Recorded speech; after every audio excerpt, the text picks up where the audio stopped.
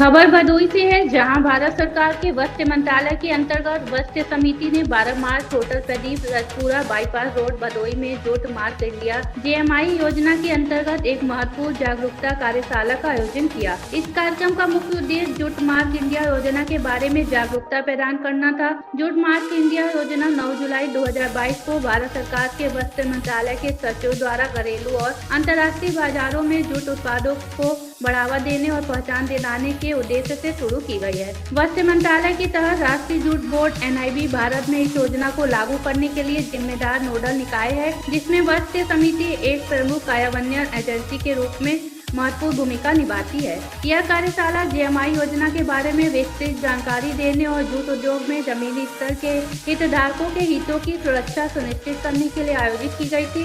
पर्यावरण के अनुकूल और टिकाऊ फाइबर के रूप में जूट के बढ़ते महत्व के साथ कार्यशाला का उद्देश्य घरेलू और अंतर्राष्ट्रीय दोनों बाजारों में जूट उत्पादों की पहचान और विपणन क्षमता को मजबूत करना है। इस कार्यशाला में राष्ट्रीय जूट बोर्ड के निदेशक किशन सिंह, भारतीय कालीन प्रौद्योगिकी संस्थान के निदेशक डॉक्टर राजीव कुमार, उपायुक्त आशुतोष पाठक, वस्त्र समिति के सहायक निदेशक कैसी कौशल, AICMA के सचिव पीयूष कुमार बलनवाल उपस्थित रहे। धन्यवाद ज्ञापन वस्त्र समिति के सहायक निदेशक BK शुक्ला ने दिया। भदोई से फारूक जाफरी की रिपोर्ट। जो मैन्युफैक्चरर है, जो एंड यूजर है वो पता कर सके।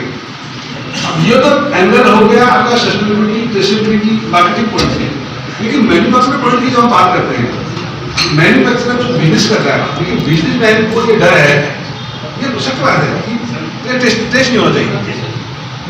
कोई एक्सपोर्टर है तो इंडिया में जब दुनिया में एक ट्रेंड है, जो भी मैन्युफैक्चरर है एक्चुअली वो खुद मैन्युफैक्चरर एक क्वेश्चन करता है, बाकी जॉब वर्कर नहीं करा उसका डाले, ये जो बाहर उसने जॉब वर्कर करा उसका डाले, लेकिन जॉब वर्कर डाल देता है तो इसको जो पूरे मेहनत इसने करी, बिजली लाया दुनिया भर से जा जाके, उसका बिजली लॉस हो जाता है। तो ये फैक्टर भी देखने की जरूरत है, क्योंकि ये पानीपत में जब हम गए थे तो पानीपत में उन्होंने कहा साहब ट्रेसेबिलिटी सुनने में तो अच्छा लगता है, क्योंकि हमारा बिजनेस का सपोर्ट हो जाएगा। मैं 100 करोड़ का बिजनेस करता हूँ, मेरा जो सेटअप 20 करोड़ का है, 80 करोड़ तो मेरा मार्केट से हो रहा है, या 10 करोड़ की बात करें तो 2 करोड़ में बनाता हूँ, 8 करोड़ में जरूरत करता हूँ।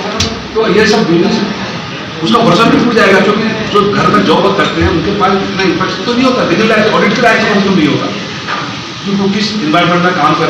ये जो डेरिवेशन हम कर रहे हैं, एक डेरिवेशन का उद्देश्य ये है जो जूट मार्का लगाया है, देखो आइडेंटिटी तो है कि मेक इन इंडिया है, मेड इन इंडिया है, नेचुरल है, सस्टेनेबल है, सब कुछ है।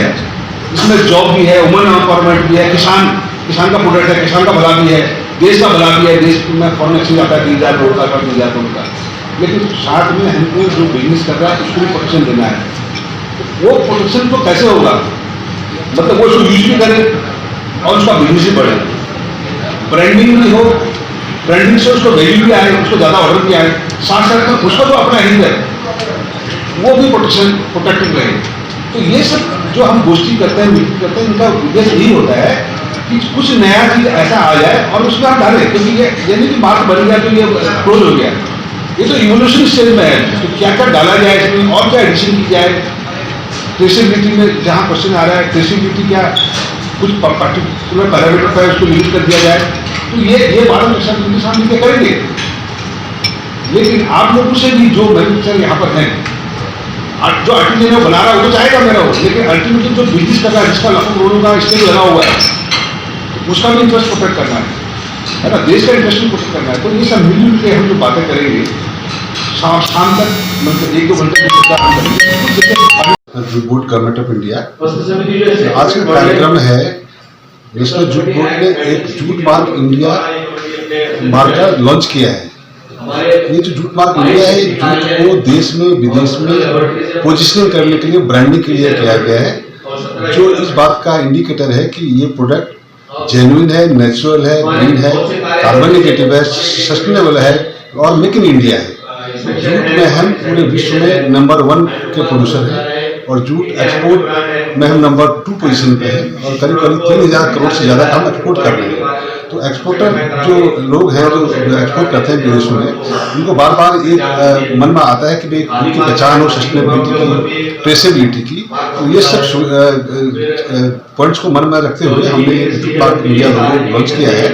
और ये आने वाले समय में एक पहचान बनेगा, इंडियन जूट को, पर्टिकुलर जूट जो इंडिया में पैदा हुआ है उसको पूरे देश में, विदेश में, वैश्विक स्तर पर ये पहचान दिलाएगा। नेचुरल प्रोडक्ट है, कार्बन नेगेटिव है और हमारे भारत की संस्कृति की पहचान है। तो हम इसको पूरे देश में, विश्व में प्रमोट कर रहे हैं और ये हमारे आने वाले समय में जूट के बिजनेस में, जूट के उत्पादों में